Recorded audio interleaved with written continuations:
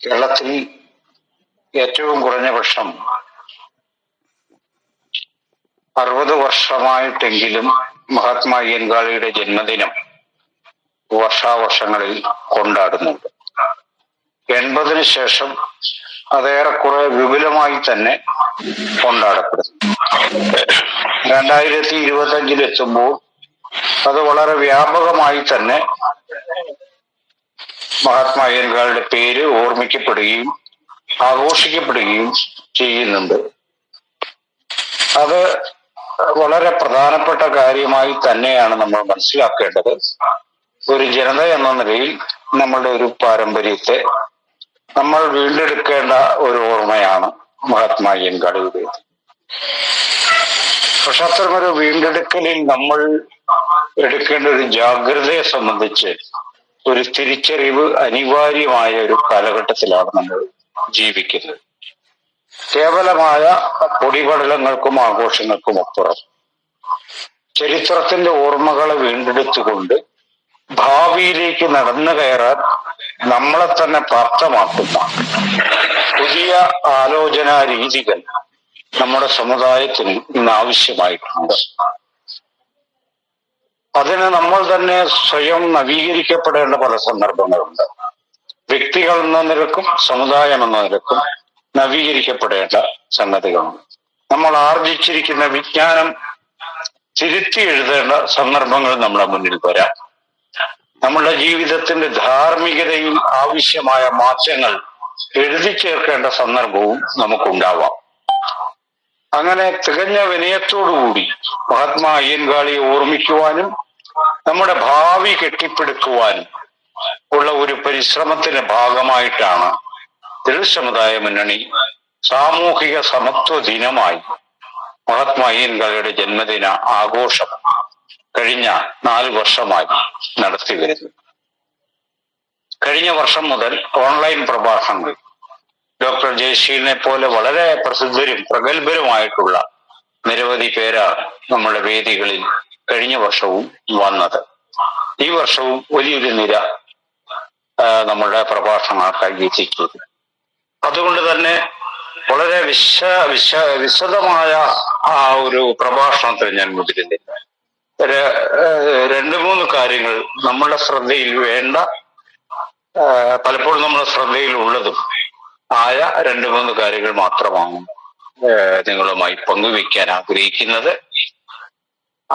അതിലൊന്ന്, നമ്മൾ മഹാത്മാ അയ്യങ്കാളിയുടെ ജന്മദിന ആഘോഷത്തിലേക്ക് പോകുമ്പോൾ, നമ്മൾ അങ്ങോട്ട് പോകുമ്പോൾ നമ്മളുടെ മനസ്സിലുള്ള മഹാത്മാ അയ്യങ്കാളിയെ സംബന്ധിച്ച സങ്കല്പങ്ങളും ധാരണകളും ആ സമ്മേളനാനന്തരം അല്ലെ പ്രഭാഷണാനന്തരം നമ്മൾ തിരിച്ചു പോകുമ്പോൾ അതിൽ എന്തൊക്കെ മാറ്റങ്ങളാണ് വരുന്നത് എന്നത് വളരെ പ്രധാനപ്പെട്ടതാണ്.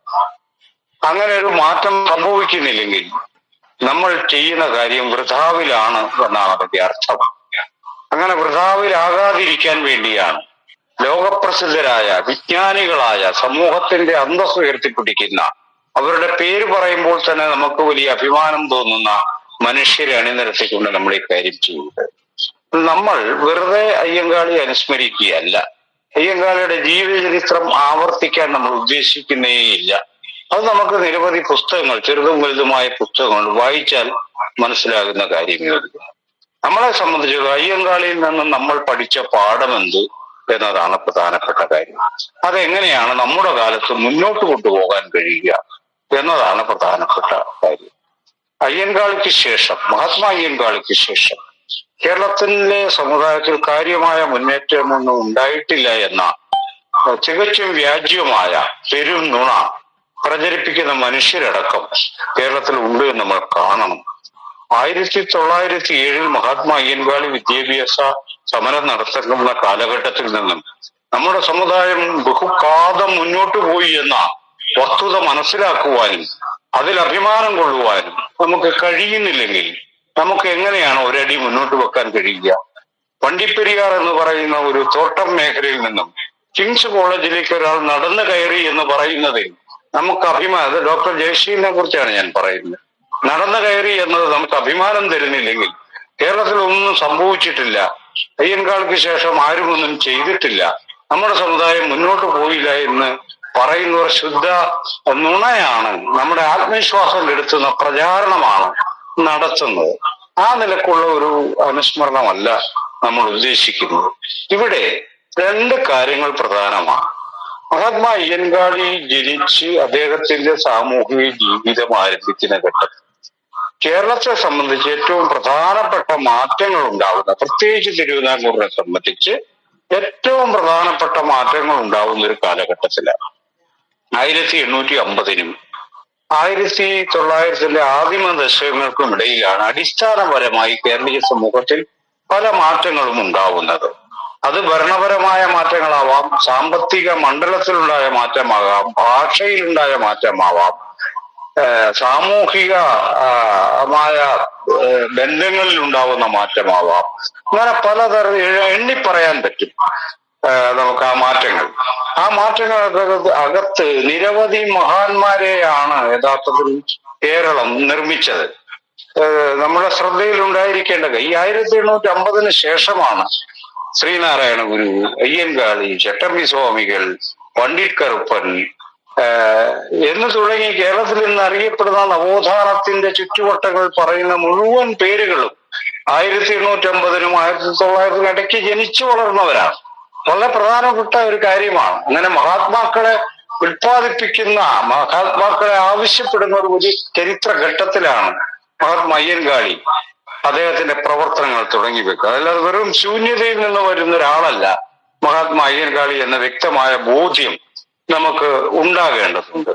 അതിനകത്ത് മഹാത്മാ അയ്യൻകാളി ചെയ്ത പ്രവർത്തനങ്ങൾ, അദ്ദേഹം വലിയൊരു കലാപകാരിയായിരുന്നു, വിപ്ലവകാരിയായിരുന്നു, കാർഷിക വിപ്ലവകാരിയായിരുന്നു എന്ന നിലക്കുള്ള വലിയ കുപ്രചരണം, ഞാനതിനെ കുപ്രചരണം എന്ന് തന്നെ വിളിക്കും.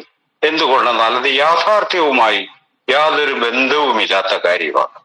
നിർഭാഗ്യവശാൽ മഹാത്മാ അയ്യൻകാളിയുടെ ബാല്യ ജീവിതത്തെക്കുറിച്ച്, അദ്ദേഹത്തിന്റെ വ്യക്തിത്വ രൂപീകരണത്തെക്കുറിച്ച് വ്യക്തമായ സൂചനകളൊന്നും തന്നെ അദ്ദേഹവുമായി ബന്ധപ്പെട്ട് ഇറങ്ങിയ ചരിത്ര പുസ്തകങ്ങൾ നമുക്ക് കാണാൻ കഴിയില്ല. എന്നാൽ ഒരു കാര്യം നമുക്ക് തറപ്പിച്ച്, തെക്കൻ തിരുവിതാംകൂറിൽ വളരെ വലിയ സാമൂഹിക പരിഷ്കരണങ്ങളും സാമൂഹിക സംഘർഷങ്ങളും നടക്കുന്ന കാലഘട്ടത്തിലാണ് മഹാത്മാ അയ്യൻകാളി ജനിച്ചു വളരുന്നത്. അപ്പൊ സ്വാഭാവികമായും അദ്ദേഹത്തിന്റെയും അദ്ദേഹം ഉൾക്കൊള്ളുന്ന സാമൂഹ്യ വിഭാഗത്തിന്റെയും പരാധീനതകൾ, അവകാശമില്ലായ്മകളെ സംബന്ധിച്ച് ബോധ്യമുണ്ടായിരുന്ന ഒരു യുവാവ് എന്ന നിലക്കാണ് അദ്ദേഹം സമൂഹത്തിൽ ഇടപെടുന്നത്. ആ ഇടപെടലിൽ നിന്നും അത് കേവലമായി ഒരു അനീതി കണ്ടു, ചാടിപ്പുറപ്പെട്ടു, ആക്രമിച്ചു, ആൾക്കാരെ സംഘർഷപ്പെട്ടു, ആൾക്കാരെ അടിച്ചോടിച്ചു എന്നുള്ള ഒരുതരം വീരകഥയായിട്ടും തെരുവ് യുദ്ധമായിട്ടല്ല മഹാത്മാ അയ്യൻകാളിയെ നമ്മൾ നോക്കിക്കാണേണ്ടത്. മറിച്ച് അദ്ദേഹം ആദ്യഘട്ടത്തിൽ അയ്യൻകാളി പട എന്ന് പറയുന്ന ഒരു സംഘമുണ്ടാക്കി തന്നെയാണ് അദ്ദേഹം പ്രവർത്തനം. വളരെ പെട്ടെന്ന് 1893 ആകുമ്പോൾ പ്രീ പ്ലാൻഡ് ആയിട്ട്, വെൽ പ്ലാൻഡ് ആയിട്ട് അദ്ദേഹം ഒരു വില്ലുവണ്ടി യാത്ര നടത്തിക്കൊണ്ടാണ് അദ്ദേഹം ഈ അടിസ്ഥാനപരമായ സഞ്ചരിക്കാനുള്ള സ്വാതന്ത്ര്യത്തെ സ്ഥാപിക്കുന്നത്. അത് കേവലമായൊരു വില്ലുവണ്ടി യാത്ര എന്നതിനപ്പുറം, എന്ന് പറഞ്ഞാൽ നമ്മൾ വഴി നടക്കാനുള്ള അവകാശം സ്ഥാപിക്കുക എന്നതിനപ്പുറം, കേരളത്തിലെ ദളിത് സമുദായത്തെ സംബന്ധിച്ചിടത്തോളം അതിന്റെ ആദ്യത്തെ ഏറ്റവും പ്രഖരശേഷിയുള്ള സാമൂഹിക മൂലധനത്തെ ഉൽപ്പാദിപ്പിച്ച മഹാത്മാ അയ്യൻകാളി എന്ന് പറയുന്ന ഒരു പിതൃബിംബത്തെ സ്ഥാപിച്ചെടുത്ത നമ്മുടെ ഒരു സാമൂഹിക മൂലധനത്തെ സ്ഥാപിച്ചെടുത്ത വലിയൊരു നീക്കമാണ്. അപ്പൊ നമ്മൾ വെറുതെ ഒരു സമരങ്ങൾ എന്ന് പറയാൻ വെറുതെ നടത്തുന്ന എന്തെങ്കിലും പ്രൊട്ടസ്റ്റ് അല്ല, അതിലൂടെ സമുദായത്തിന് കൈവരുന്ന ഒരു സാമൂഹിക മൂലധനത്തിന്റെ മാതൃകയാണ് 1893 മഹാത്മാ അയ്യൻകാളി നമുക്ക് തരുന്നത്. ആ പാതയാണ് നമ്മൾ പിന്തുടരേണ്ടത്.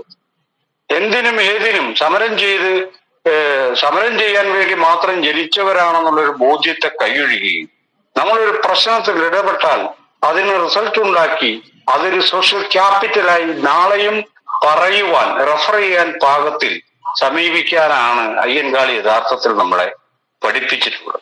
രണ്ടാമത്, അദ്ദേഹം ചെയ്ത വിദ്യാഭ്യാസ പ്രവർത്തനങ്ങൾ. അദ്ദേഹം അന്ന് വിദ്യാഭ്യാസ പ്രവർത്തനങ്ങൾ നടത്തി. സ്കൂൾ കത്തിക്കപ്പെട്ടു, പഞ്ചമി കൊണ്ടുപോയി ആ സ്കൂളും കത്തിച്ച സ്കൂൾ എന്നറിയപ്പെട്ടു, ആക്രമണം ഉണ്ടായി. ഇതെല്ലാം ശരി തന്നെ. പക്ഷെ ഇതിങ്ങനെ ആവർത്തിച്ച് പറഞ്ഞതുകൊണ്ട് ഈ സമുദായം എങ്ങോട്ടാണ് സഞ്ചരിക്കേണ്ടത് എന്ന ചോദ്യത്തിന് ഉത്തരമാവുന്നില്ല. പ്രശ്നം എന്താണെന്ന് ചോദിച്ചാൽ, നിങ്ങൾ അക്ഷരം പഠിക്കാൻ പാടില്ല എന്ന് പറഞ്ഞ സമൂഹത്തിന്റെ ഇച്ഛയെ മറികടന്നുകൊണ്ട് അന്നത്തെ കാലഘട്ടത്തിൽ കുട്ടികളെ സംഘടിപ്പിച്ച് സ്വന്തമായി ഇരട്ടി ശമ്പളം കൊടുത്ത് അക്ഷരം പഠിപ്പിച്ച, അക്ഷരത്തിന് ലോകത്തിലേക്ക് ഒരു ജനതയെ നയിച്ച വിദ്യാഭ്യാസ സമരത്തെ കർഷക തൊഴിലാളി സമരം എന്ന് വിളിക്കുന്ന ആൾക്കാർ വരെ ഉള്ളൊരു സ്ഥലമാണ് കേരളം. ആ വിദ്യാഭ്യാസ സമരത്തിലൂടെ സമുദായത്തെ അറിവിന്റെ വെളിച്ചത്തിലേക്ക് നയിച്ച അയ്യങ്കാളിയുടെ പ്രവർത്തനത്തിന് ഇന്ന് എന്ത് തുടർച്ചയാണ് ഉള്ളത് എന്നതാണ് പ്രധാനപ്പെട്ട ചോദ്യം. വ്യക്തി എന്ന നിലയിലും സമുദായം എന്ന നിലയിലും കുടുംബം എന്ന നിലയിലും നമ്മൾ സ്വയം ചോദിക്കേണ്ട ഒരു ചോദ്യം, അയ്യങ്കാളി എന്ന് കഷ്ടപ്പെട്ട് ഇരട്ടി ശമ്പളം കൊടുത്ത് അക്ഷരം പഠിപ്പിച്ച എന്റെ സമുദായം വിദ്യാഭ്യാസത്തിൽ ഇപ്പോൾ എവിടെ നിൽക്കുന്നു? കൂടുതൽ മുന്നോട്ട് പോകാൻ എനിക്ക് എന്ത് ചെയ്യാൻ കഴിയും എന്നതാണ് ആലോചിക്കേണ്ടത്. അതിന്റെ ഒരു മാതൃകയാണ് ഡോക്ടർ ജയശീലൻ രാജു അല്ലെ ഡോക്ടർ കെ എസ് മാധവനോ. കേരളത്തിൽ നമുക്ക് നിരവധി പേരെ പറയാൻ പറ്റും. അവരൊക്കെ വിദ്യാഭ്യാസത്തിലൂടെ വലിയ സ്ഥാനങ്ങളിലേക്ക് എത്തിച്ചേരുകയും വിജ്ഞാനത്തോട് ഏറ്റുമുട്ടുകയും ചെയ്യുന്ന പ്രഗത്ഭരായ വ്യക്തികളാണ്. അപ്പൊ ഇന്ന് നമുക്ക് നമ്മുടെ കുട്ടികളുടെ വിദ്യാഭ്യാസത്തെ മുന്നോട്ട് കൊണ്ടുപോകേണ്ടത് എങ്ങനെ എന്ന് ആലോചിക്കാനുള്ള സന്ദർഭമായിട്ട് വേണം നമ്മൾ ഇതിനെ കാണാൻ. എന്ന് പറഞ്ഞാൽ ഭാവിയെക്കുറിച്ച് ആലോചിക്കാൻ വേണ്ടിയാണ് അയ്യങ്കാളിയുടെ ഓർമ്മകളെ നമ്മൾ വാരിപ്പുണരുന്നത് എന്ന ബോധ്യം നമുക്കുണ്ടായില്ലെങ്കിൽ ഇത് വെറും കെട്ടുകാഴ്ചയായിട്ട് അവസാനിക്കുമെന്നുള്ളതാണ് അതിന്റെ ഒരു ദുരന്തം. അതുകൊണ്ട് വിദ്യാഭ്യാസം അയ്യങ്കാളി ചെയ്ത പോരാട്ട വീര്യത്തിന്റെ കഥയല്ല, മറിച്ച് ഇന്ന് നമ്മൾ ഏറ്റവും പുതിയ മണ്ഡലത്തിലേക്ക് നമ്മളെ വിദ്യാർത്ഥികളെ അയക്കാൻ നമ്മൾ പ്രതിജ്ഞാബദ്ധരാവുകയും അതിനുവേണ്ടി കർമ്മ പദ്ധതികൾ ആവിഷ്കരിക്കുകയും അത് സമുദായം എന്ന നിലയിൽ ഏറ്റെടുത്ത് നടപ്പിലാക്കുകയും കുടുംബങ്ങളും വ്യക്തികളും അത് ഏറ്റെടുക്കുകയും ചെയ്യുക എന്നുള്ളതാണ് അയ്യങ്കാളിയോട് ചെയ്യാവുന്ന ഏറ്റവും വലിയ നമ്മൾ അടിയുറച്ച് നിൽക്കണമെന്ന് അദ്ദേഹത്തോട് ചെയ്യാവുന്ന ഏറ്റവും വലിയ നന്ദി പ്രകാശനം എന്ന് പറയുന്ന ആ നിലയ്ക്കുള്ള ആലോചനയാണ്. അതുപോലെ തന്നെ ഞാൻ അവസാനം ഒരു കാര്യം കൂടി പറയാം. കല്ലുമാല സമരമാണ് അദ്ദേഹം നടത്തിയ മറ്റൊരു പ്രധാനപ്പെട്ട പ്രക്ഷോഭം. കല്ലുമാല സമരത്തെ കുറിച്ച് നമ്മളിങ്ങനെ പറഞ്ഞുകൊണ്ടിരിക്കുന്നത് 1914 1000 കുടിലുകൾ കത്തിച്ചു, പിന്നെ കുറെ കലാപങ്ങളുടെ കഥകൾ നമ്മളിങ്ങനെ പറയും. എപ്പോഴും നമ്മൾ കേൾക്കുന്ന കാര്യങ്ങൾ, നമുക്ക് എല്ലാവർക്കും അറിയാവുന്ന കാര്യങ്ങൾ, നമുക്കത് ആവർത്തിക്കേണ്ട കാര്യമില്ല. എന്നാൽ അദ്ദേഹം എന്താണ് അതിലൂടെ നിർവഹിച്ചെടുത്തത് എന്നതാണ് പ്രധാനപ്പെട്ട കാര്യം. 2 പ്രധാന കാര്യങ്ങളുണ്ട് അതിനകത്ത്. ഒന്ന്, സ്ത്രീകളുടെ മൗലികമായ ഒരു അവകാശത്തെ വസ്ത്രം ധരിക്കുവാൻ, വസ്ത്രം തെരഞ്ഞെടുത്ത് ഇഷ്ടമുള്ള വസ്ത്രം ധരിക്കുവാനുള്ള സ്ത്രീകളുടെ മൗലികമായ ഒരു അവകാശത്തെ സ്ഥാപിച്ചെടുക്കുകയാണ് ഈ കല്ലുമാല ബഹിഷ്കരണത്തിലൂടെ അദ്ദേഹം ചെയ്തെടുക്കുന്ന ഒരു കാര്യം. എന്ന് പറഞ്ഞാൽ സ്ത്രീകളുടെ അന്തസ്സിനെയും അവകാശത്തെ ഉയർത്തിപ്പിടിക്കുന്ന ഒരു മാതൃകയാണ് അതിനകത്ത് നിർമ്മിച്ചെടുക്കുന്നത്. അപ്പൊ ആ സമരത്തിന്റെ അന്തസ്സത്തെയും അതിന്റെ ഊർജവും നമ്മൾ ഏറ്റെടുക്കുന്നുണ്ടെങ്കിൽ സമകാലീനമായ സമൂഹത്തിൽ സ്ത്രീകളുടെ അവകാശ ലംഘനങ്ങൾ എങ്ങനെ നടക്കുന്നു, സ്ത്രീകളുടെ അവകാശം എന്താണ് എന്നതിനെ കുറിച്ച് നമുക്ക് കൃത്യമായ ധാരണ വേണം. പ്രത്യേകിച്ച് ദളിത് സ്ത്രീകളുടെ, അതിലും പ്രത്യേകിച്ച് ഗ്രാമീണരായ ദളിത് സ്ത്രീകൾ എങ്ങനെ ജീവിക്കുന്നു എന്നതിനെ കുറിച്ച് വ്യക്തമായ ധാരണയുണ്ടാവുകയും അവരുടെ ജീവിതത്തെ കൂടുതൽ മെച്ചപ്പെട്ടതും കൂടുതൽ സുരക്ഷിതവും കൂടുതൽ സ്വാശ്രയവുമാക്കുന്ന വിധമുള്ള പദ്ധതികൾ ആവിഷ്കരിച്ച് നടപ്പിലാക്കുമ്പോൾ മാത്രമേ നമ്മൾ അയ്യങ്കാളിയുടെ പിന്മുറ എന്ന് അവകാശപ്പെടാൻ നമുക്ക് കഴിയും. ആ നിലക്ക് ഭാവിയെക്കുറിച്ച് ആലോചിക്കുന്ന ഒരു സന്ദർഭമായിട്ടാണ് അയ്യങ്കാളി അനുസ്മരണത്തെ നമ്മൾ കാണേണ്ടത്. അതല്ലാതെ പഴമയെക്കുറിച്ച് പറയുന്ന ഒരു കൂട്ടം ആൾക്കാരെ ഇനി ചരിത്രത്തിന് ആവശ്യമില്ല.